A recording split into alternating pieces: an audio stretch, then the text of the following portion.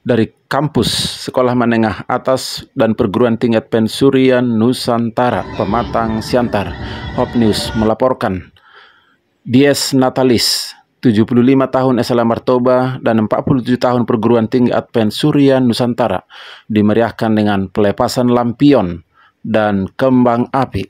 Mari kita saksikan.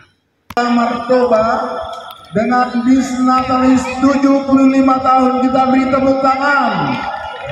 Dan selamat untuk SLA PTASN pasang lampion, lampu ya, seperti yang kita lihat di atas. Nanti akan kita lepaskan beberapa banyak lampion.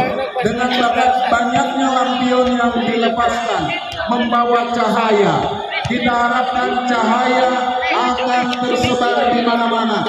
Nama SLA PTASN akan lebih dikenal orang, dan mereka akan menitipkan dan mengirimkan anak-anak mereka untuk dididik berhasil di tempat yang dilepaskan, dan bercahayalah di mana-mana SLA PTASN maju dan jaya. Tuhan memberkati.